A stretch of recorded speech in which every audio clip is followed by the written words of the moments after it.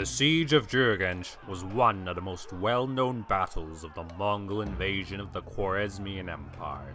Three of Chinggis Khan's sons, Jochi, Chagatai, and Ogedai, led Mongol forces in this bloody siege, the brutality of which shocked contemporaries and may have decided who would succeed Chinggis Khan, determining the course of the Mongol Empire. Inhabited since Achaemenid times, Gurganj was situated in the oasis of Khwarezm on the lower Amu Darya, supported by extensive canals and a strategic position along trade routes. In the 11th century, the Anushtagenids were appointed governors of the region by the Great Seljuks, the seed from which the Khwarezmian Empire bloomed, and Gurganj prospered as their capital.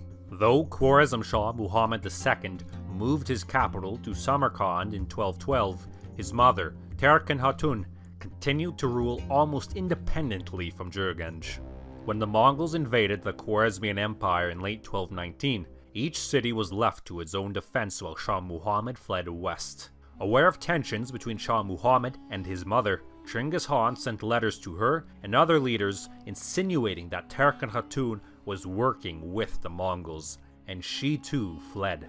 As Mongol armies overran the empire, in summer 1220 Timur Malik, the courageous governor of Gurganj, arrived in Gurganj, taking command and even retaking Yanakent. Yet Timur Malik withdrew, lacking the support to maintain an offensive. By December 1220, Shah Muhammad was dead and his sons, headed by Jalal al-Din Mingburnu, arrived in Gurganj in January 1221, but were soon forced to flee.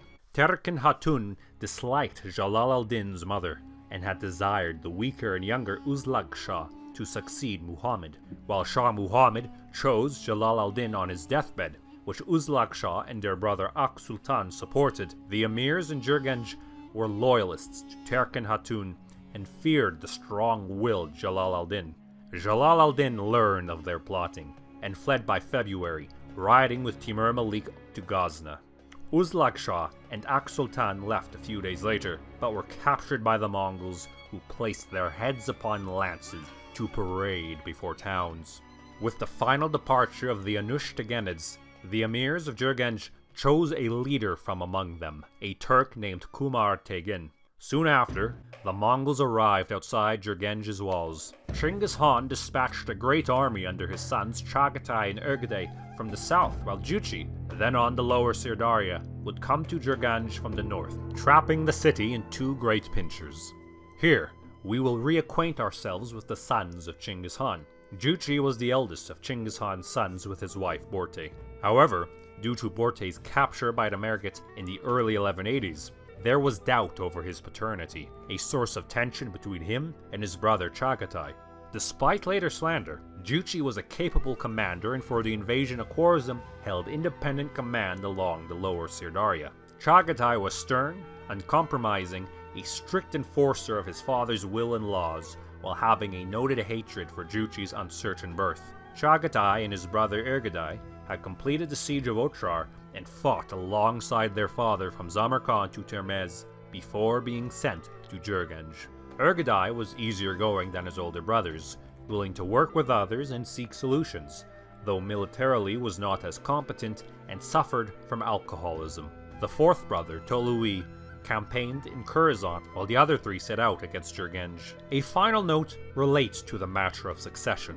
The timing of when it was settled is contradicted between sources: before the invasion, during Chinggis's return to Mongolia, or on his deathbed in 1227. For the following reconstruction, I have relied on the work of Dr. Christopher Atwood, who suggests the succession matter was not settled before the campaign, and the conquest of a major city like Gurganj could determine the outcome. Whoever could lead the brothers and the army could succeed the aging Great Khan. The Mongol force which attacked Gurganj in 1221 numbered 50,000, perhaps a third of the entire army.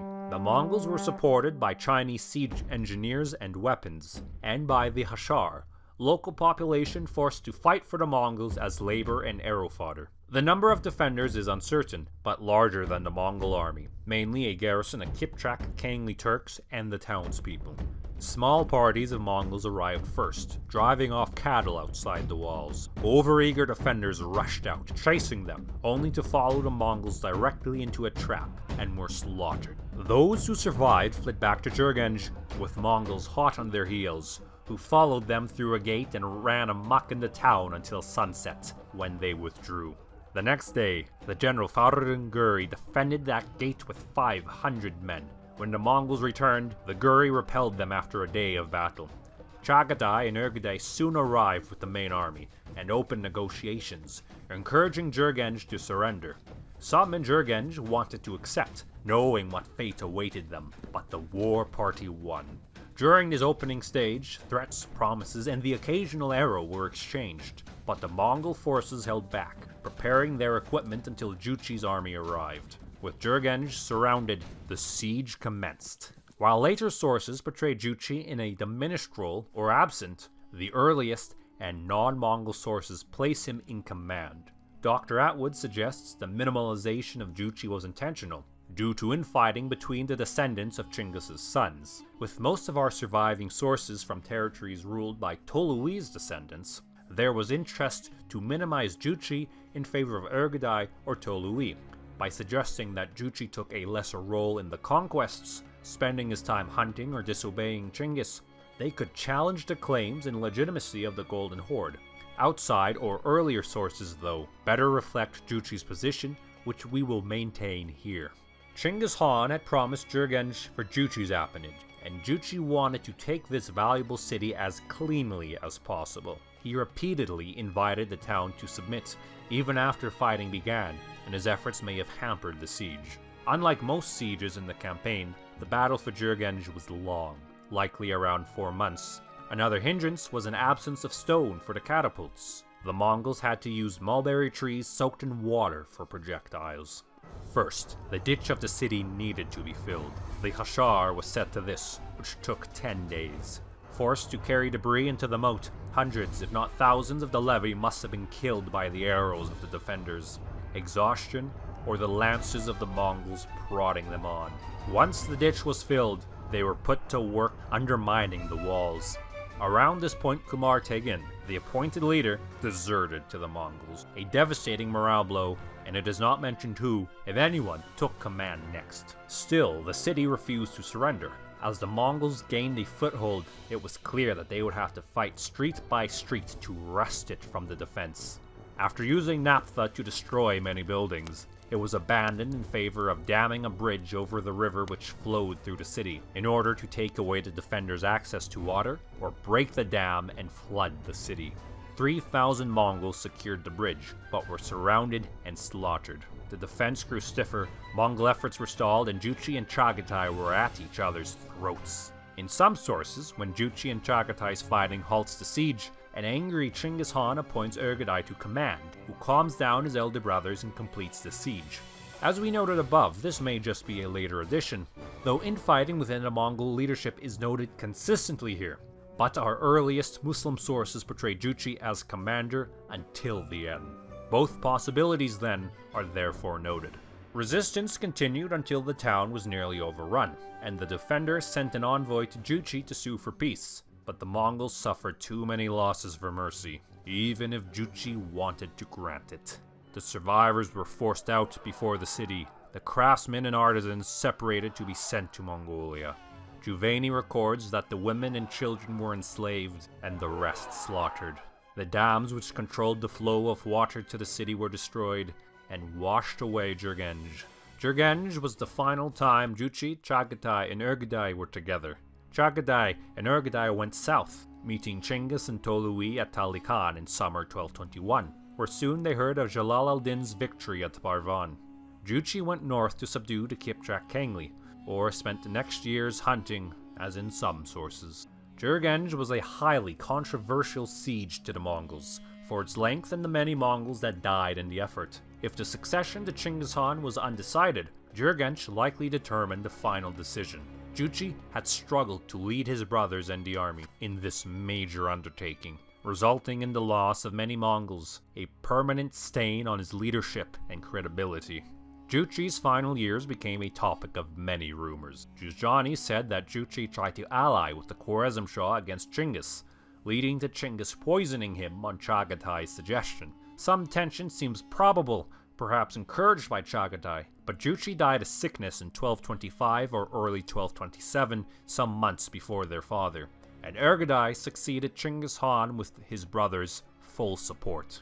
One must wonder, had Gurganj gone better, if Jochi may have had a greater claim to the throne, able to lead his brothers to victory. We can only speculate.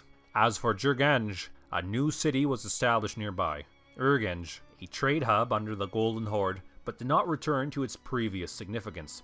Gurganj suffered from continual warfare in the following centuries. The Mongol destruction of the irrigation canals and the changing course of the Amu Darya led to the whole region becoming more arid, shrinking the town until a new Konye Gurganj was founded closer to Khiva in the 17th century. Old Gurganj is a tourist site today in Turkmenistan, but little stands which predates the Mongols. One survivor is the mausoleum of Shah Tekish, father of Shah Muhammad, whose folly unleashed the Mongol wrath upon Khwarezm.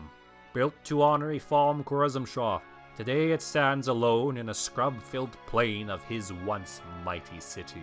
Such is the pity of history. Jochi's fate and his depiction in sources will be discussed in more detail later, but the next video will return to Zev and Subedai and the battle on the Kalkar River in 1223.